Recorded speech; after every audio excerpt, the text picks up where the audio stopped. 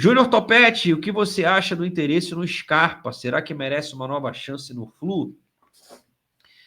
Eu vi essa notícia e não lembro quem deu a informação, porque, cara, a gente acompanha tantos canais, tantos perfis, e é tanta gente com Flu no nome, tricolor, que a gente fica perdido.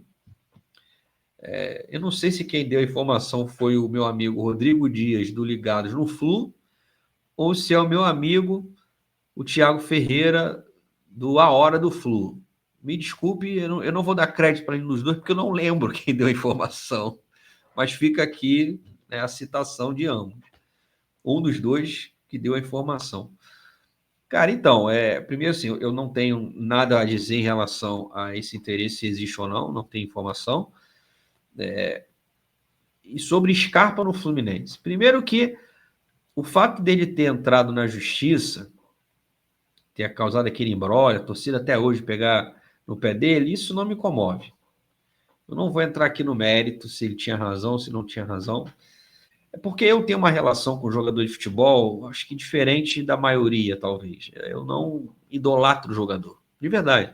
Eu tenho admiração, como tem pelo Ganso, como hoje tem pelo Acosta, como tive pelo Scarpa, como tive pelo Conca, pelo Fred, enfim.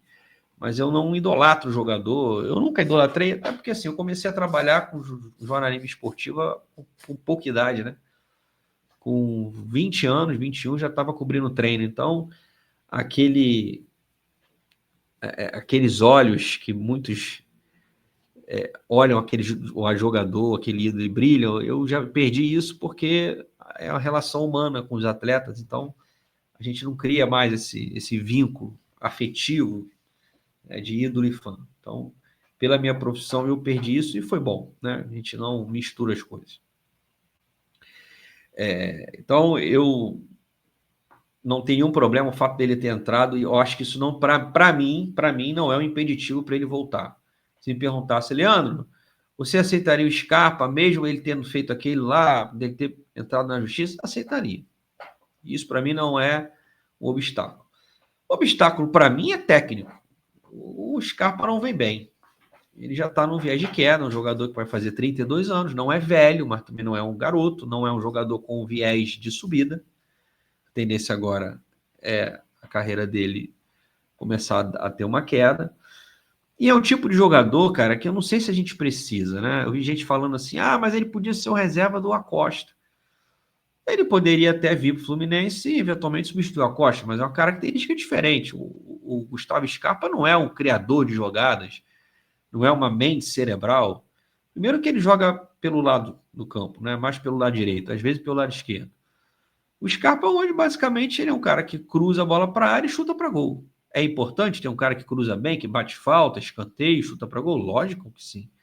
Mas ele não é um criador de jogadas. As pessoas acham que todo mundo que joga ali no meio, o Scarpa nem é esse cara que joga centralizado, que ele é o camisa 10. Não, o Scarpa não é nunca foi um camisa 10. Vamos lembrar que a boa fase dele no Fluminense lá em 2015, né?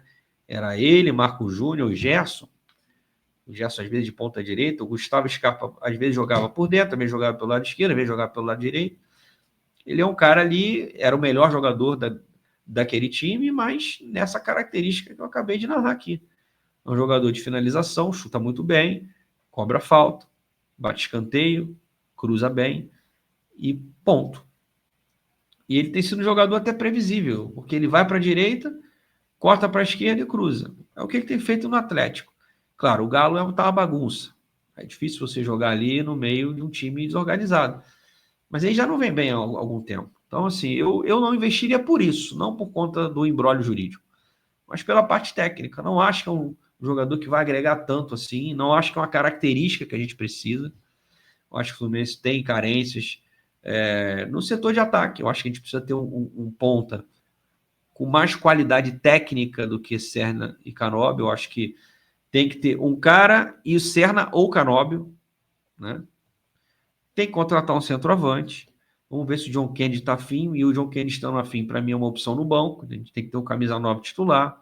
A gente tem que ter um zagueiro para jogar do lado do Thiago Silva. Não confio no Freire. Precisamos de um lateral esquerdo para o lugar do René. Também é um jogador que eu não acho interessante.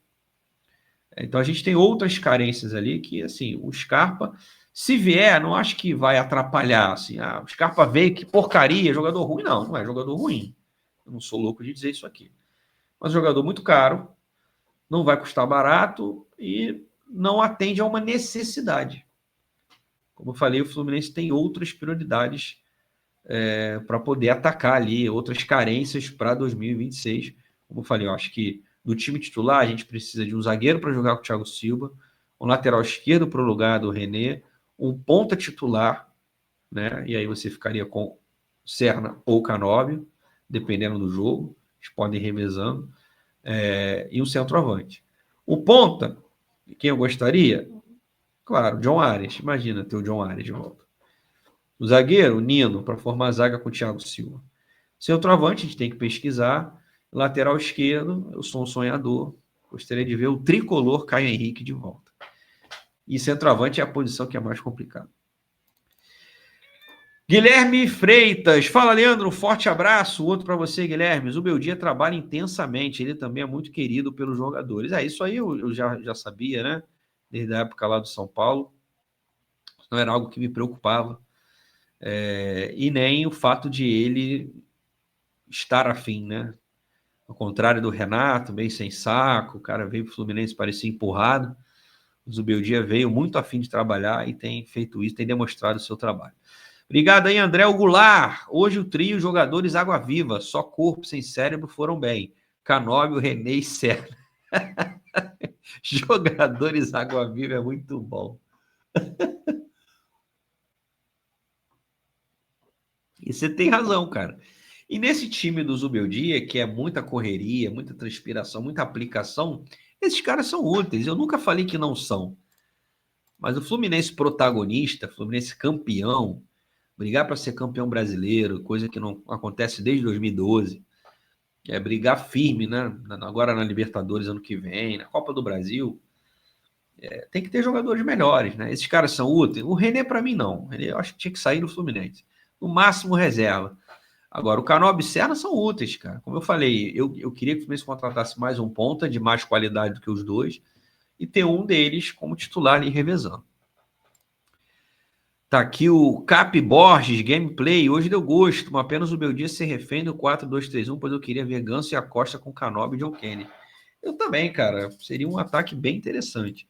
Um abraço aí, Guilherme Borges, membro do canal. Boa noite a todos. Saudações tricolores. É inconcebível, inadmissível, inaceitável Everaldo começar o próximo jogo. O próximo, depois do próximo, depois do seguinte. O cara conseguiu jogar mal no jogo, o Fluminense ganhou de 6, cara. Impressionante. Eu só rindo mesmo.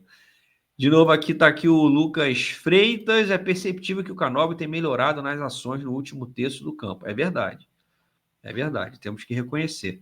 Essa crescente do Canóbio e Serna tende a colaborar para uma possível adesão do John Kennedy no time titular por ser o finalizador. Concordo, Lucas, mas depende do John Kennedy, né, cara? Ele precisa se ajudar, né? Eu vejo o John Kennedy mal fisicamente. Às vezes, o John Kennedy, às vezes, quando entra em campo, parece que já entra cansado. Nesse ponto, o Everaldo, que ninguém aguenta mais, fisicamente sobra em relação ao John Kennedy. É que o Everaldo é tão ruim e tão sem confiança que aí o John Kennedy, mesmo se arrastando, faz um gol que o Everaldo, hoje, a gente não consegue nem imaginar ele fazendo, né?